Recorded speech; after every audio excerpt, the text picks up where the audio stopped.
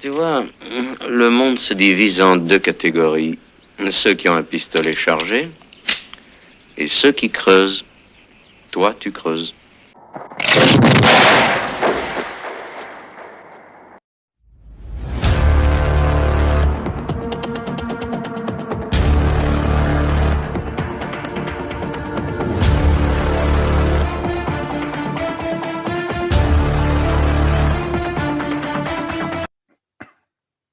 Bonjour les amis, encore une vidéo de Why Not Ciné aujourd'hui.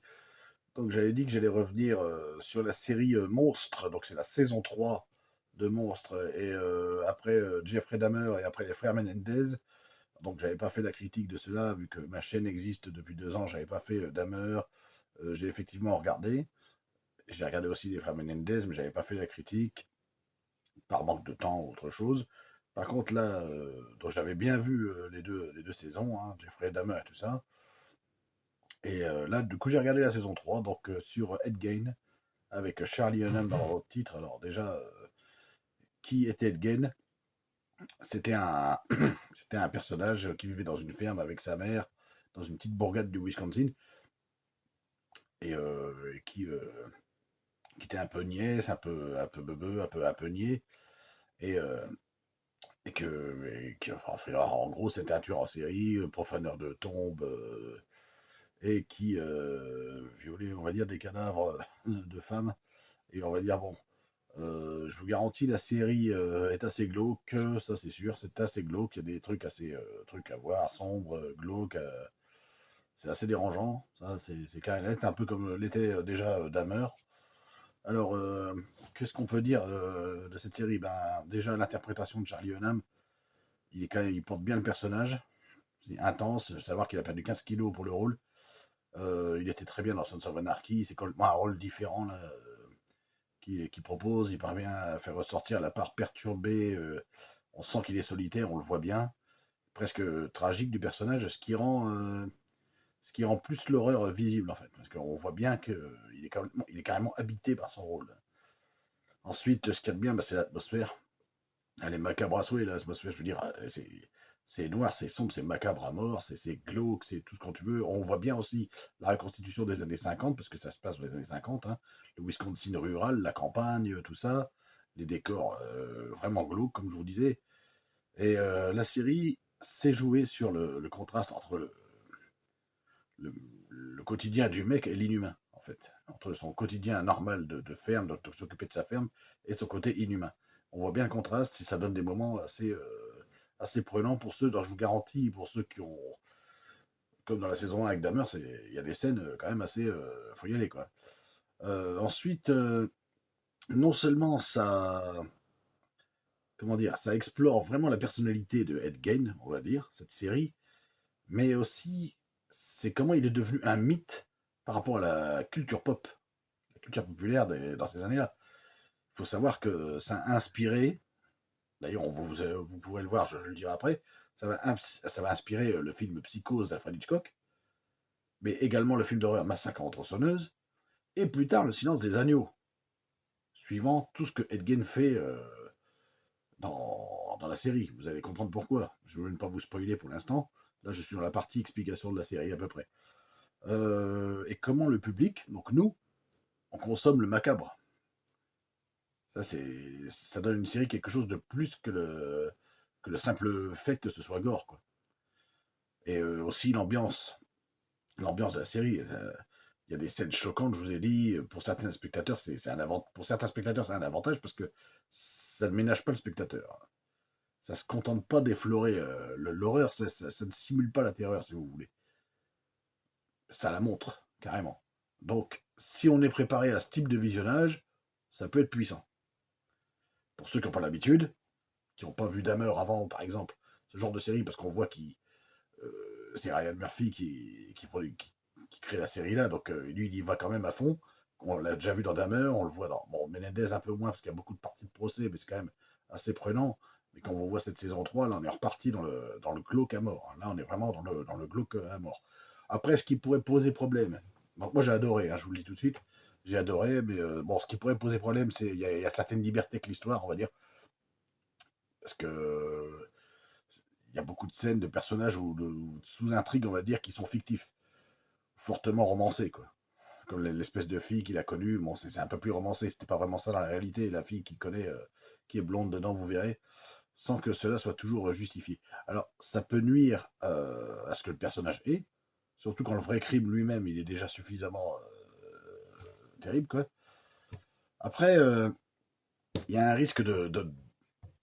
Bon, je dis pas, il était un peu. Vous verrez la série, il était un peu niais, il était un peu schizophrène, on va dire, vous verrez peut-être.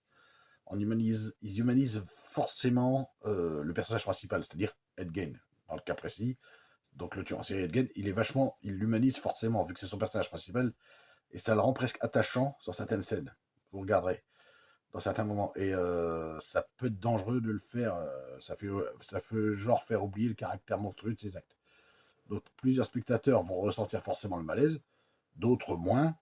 D'autres vont peut-être comprendre le côté, vont peut-être chercher le côté humain du personnage, et d'autres vont vraiment se dire non, même s'il n'est pas normal, enfin, même s'il n'était pas tellement normal, c'est pas normal ce qu'il a fait, enfin bref, voilà. Donc limite on pourrait ressentir de la sympathie pour lui, est-ce que ça serait légitime, quoi. Voilà. Est-ce que c'est pas problématique quand on montre en détail ces aberrations, parce que je vous garantis que ça va, vous regardez la série, je vous préviens, ça y va quand même, hein, sur certaines scènes, hein. Après, il y a un mélange entre scènes, donc forcément, comme il était un peu schizo, des scènes hallucinées, références cinéphiles, flashbacks, enfin bref. Le rythme, il est parfois un peu lent, je ne vous le cache pas, après, c'est pas un truc d'action, forcément, hein. Et la série a tendance à multiplier souvent les effets un peu chocs plutôt que d'approfondir certains trucs psychologiques chez le gars, en fait, chez Ed Gein. Après, il y a un peu de cohérence, il y a un problème de cohérence narrative et d'équilibre, forcément. Mais après, c'est un peu normal parce que beaucoup trouvent qu'il y a un peu trop de sous-intrigues. Par exemple, justement, il y a la référence à Hitchcock, mais ça, vous le verrez. Dans le deuxième épisode, je crois que ça commence déjà à avoir des.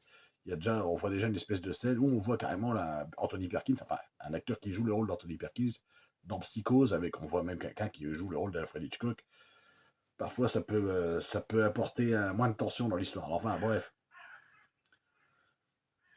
Ce qui est intéressant, c'est que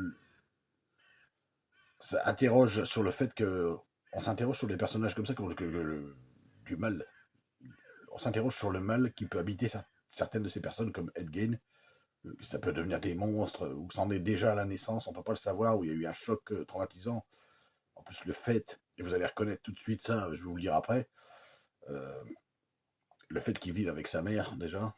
Il a un frère qui meurt qui meurt incessamment, vous verrez peut-être. Ça, vous connaîtrez l'histoire. Ça se passe dès le premier épisode de la Remark, je peux vous le spoiler, c'est pas très grave. Mais c'est ce qui se passe après. Le fait qu'il vive avec sa mère et le rapport avec Psychose, déjà, bon, sans vous le spoiler, vous devinez déjà la chose.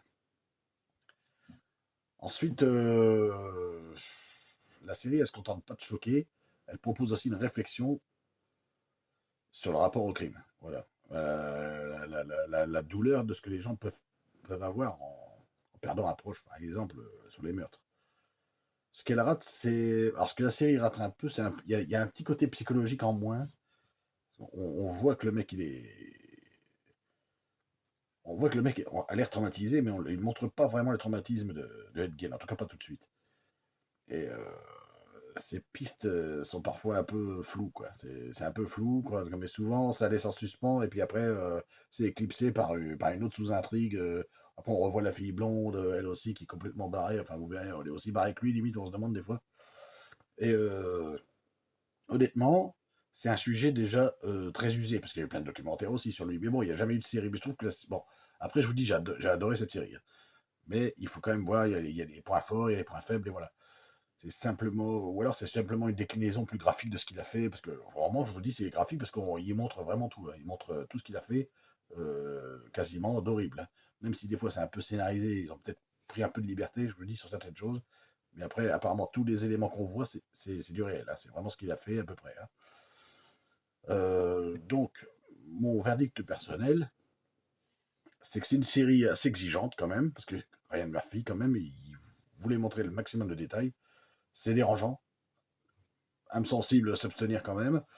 Elle plaira à ceux qui n'ont pas peur de l'horreur, forcément, de l'inconfort, du vrai truc sombre, noir, quoi. Et s'il y en a qui aiment les récits de tueurs en série, avec un gros travail sur l'ambiance et une belle esthétique d'image, parce que l'image est très, très bien, la photographie est très bien, on trouvera certainement des éléments satisfaisants, en tout cas, tout ça pour ceux qui aiment. Comme moi, j'adore tous les genres. Après, je suis obligé d'aimer un peu de tout, mais franchement, l'ambiance de Ryan Murphy est assez bien. Et je dis pas qu'il y a quand même des scènes qui m'ont un peu... voilà, c'est glauque, c'est fort. Hein. Après, elle n'est pas pour tout le monde. Comme je dis, la série, il y a le point fort et le point faible. Elle peut paraître un peu excessive pour les gens un peu plus sensibles, justement, un peu ambiguë, voire même problématique, voire même carrément dangereuse, hein, disons-le, dans la façon de présenter les choses, de présenter les actes du mec, et de présenter la vérité, surtout. Mais le problème, c'est de présenter la vérité. Des fois, il faut accepter la vérité, parce que c'est quand même un portrait psychologique rigoureux. Ryan Murphy, il a été à fond dedans. La série pourra frustrer autant qu'elle pourra fasciner. Voilà. Alors, si je peux mettre une critique plus courte,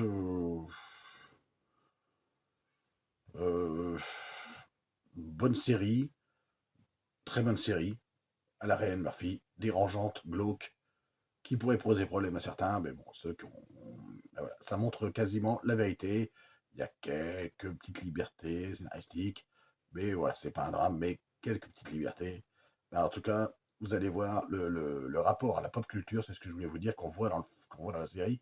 Le rapport à cette pop culture, donc avec Alfred Hitchcock, avec Psychose, vous comprendrez le rapport tout de suite avec Psychose, vous comprendrez le rapport Massacre à la tronçonneuse, je vous laisse regarder la série, et vous comprendrez exact. Et si vous faites bien attention, vous comprendrez aussi le rapport avec Le Silence des agneaux. C'est-à-dire que ces trois films qui sont sortis à des écarts assez importants, parce que Psychose est quand même de 1960, de Fred Hitchcock.